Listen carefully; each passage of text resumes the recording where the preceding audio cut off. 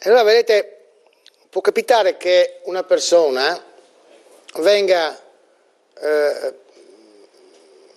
messo in libertà dopo che ha tentato di accoltellare un poliziotto.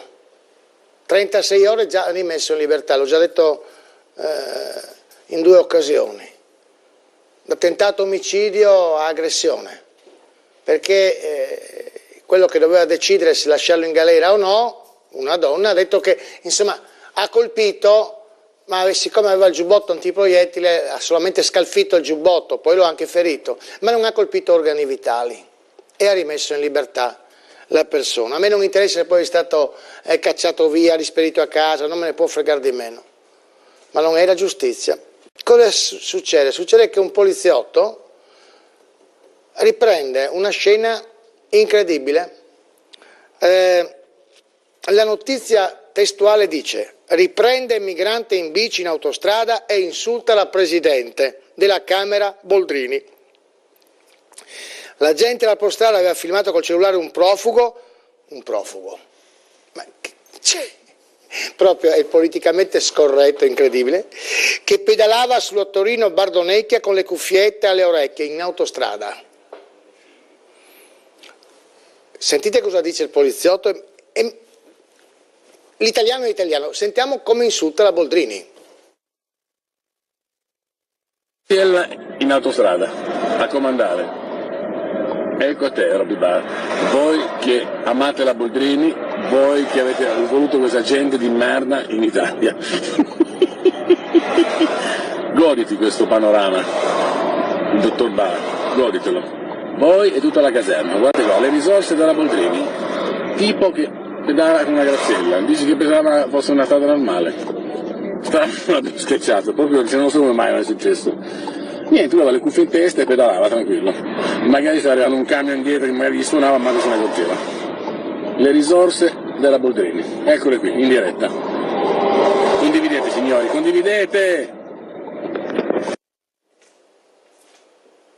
Dov'è l'offesa?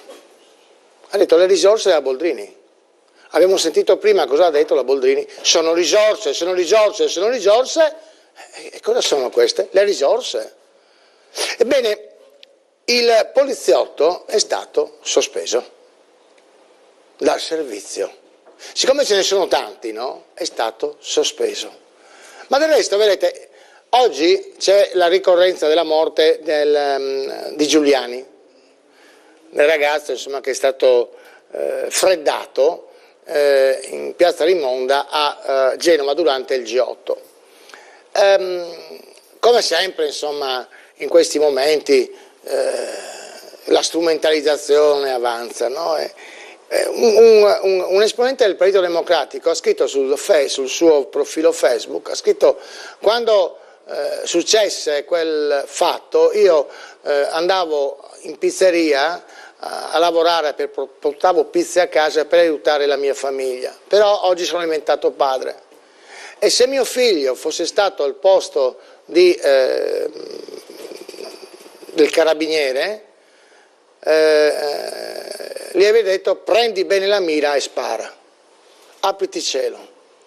Quello della sinistra è andato su tutte le furie, la sinistra vicino al PD, dovete cacciarlo, vigliacco, ha offeso, ma ha offeso chi? Scusatemi. Il povero carabiniere è stato abbandonato dai vertici dell'Arma dei Carabinieri. Lui era un volontario, o comunque di leva. L'hanno mandato in piazza. Io vorrei vedere chiunque di voi si trova la camionetta impossibilitata a fare manovra e accerchiata da gente con bastoni o con altro e vedi uno che ti sta lanciando addosso un estintore. Io se sono un carabiniere caccio il ferro, punto e sparo. Non il sasso, no, sparo. Hanno abbandonato il carabiniere, lo hanno abbandonato, lo hanno fatto diventare pazzo. I vertici dell'Arma dovrebbero vergognarsi, quelli che hanno abbandonato quel carabiniere. Dovrebbero vergognarsi, magari sono già in pensione, l'auto e pensioni, ma dovrebbero vergognarsi. hanno abbandonato un povero Cristo, abbandonato. Ma allora dico, scusate un attimo, io ho visto le immagini, ma il povero ragazzo che lancia l'estintore all'interno di una camionetta, il martire? Addirittura un'aula del Senato dove si trovavano, si radunava, rifondazione intitolata a lui, la mamma che è diventata senatrice, per l'amor di Dio, ma da qui a farlo martire, beh, ce ne passa. Se Giuliani fosse stato una persona normale che manifestava senza il Mefisto, ma manifestare con il Mefisto o con il passamontagna e lanciare gli estintori all'interno di una camionetta, beh, la pallottola se l'è cercata. Amen. Raffaele Padrone, vice segretario nazionale dell'UGL Polizia di Stato. 2 episodi, sì. Il suo collega accoltellato con la persona che viene rimessa in libertà 36 ore dopo, da tentato omicidio a aggressione. Il poliziotto della stradale sospeso dal servizio perché ha ripreso la risorsa boldriniana che pedalava in piena autostrada con tanto di cuffiette. Siamo veramente ai minimi termini. Gli do il carico di bastoni. A Padova ha vinto il centro-sinistra, ebbene ha dato vita ad una conferenza stampa, e qui è scoppiato l'ira di Dio, con il centro sociale, che per la prima volta dopo 30 anni ha parlato all'interno del municipio su disposizione appunto di un esponente della maggioranza, per dire che gli scontri avvenuti lunedì sono avvenuti per colpa della polizia che ha aggredito. E lei ride, ma siamo a questi livelli, non c'è più da ridere, o fate azioni o se no anche i sindacati chiudeteli e buttate via la chiave. No, non è questo no? Il discorso, direttore. Purtroppo iniziamo dall'ultimo episodio. L'ultimo episodio, innanzitutto le cose non sono andate così perché questi colleghi stavano scortando questa persona che avevano già fermato e la stavano accompagnando fuori al primo casello. No, io sto chiarendo con i telespettatori che magari qualcuno è pronto a scusare. Lo si capiva anche. Ecco, lo stavano accompagnando fuori, quindi, e poi è stato multato. Siamo all'eccesso perché questo collega oggi, per aver ripetuto delle frasi che ha trovato su Facebook, ma che bastava guardare su qualsiasi network, ha ripetuto le frasi già dette da una persona, quindi non ha detto di sua spontanea volontà quello che sembra a lui questo soggetto, è quello che sono le risorse che ha detto che sono la Boldrini. Lui non ha fatto altro che ripetere, la Boldrini dice questo, questa è l'Italia. Benissimo. Sospensione senza stipendio. Io credo che un richiamo ufficiale sarebbe servito a chiudere la situazione, forse anche allacciandosi all'ultima circolare del capo della polizia che diceva e dice che non possiamo più, per paura al terrorismo, non possiamo più essere ripresi in divisa o postarsi sui network.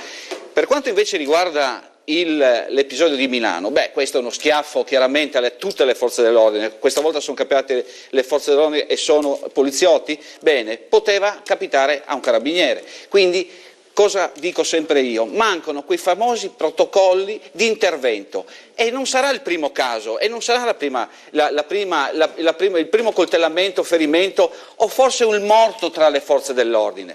Uno. Numero 2.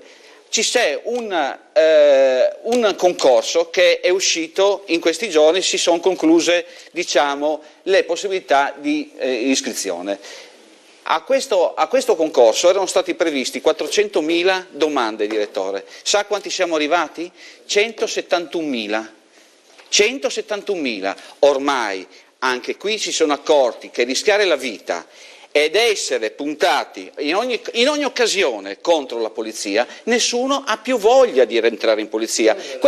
Chi andrebbe oggi in polizia per prendere uno stipendio meno di una badante? E la legge sulle torture? E la legge sulle torture? Avete visto questure dove le celle, anzi non si possono più mettere in cella perché guai, lo devi guardare, lo devi tenere, ci devono essere telecamere. Allora, io non ho visto questure con l'olio e la goccia dell'acqua che è sulla fronte dove vengono fatte le torture. Quindi diciamo che se vogliono eliminarci lo stanno facendo. Arriverà Putin non so chi possa arrivare, ma sta di fatto che siamo da qua a 10 anni, sono già 100.000 in meno e oggi sono già 23.000 solo nella polizia.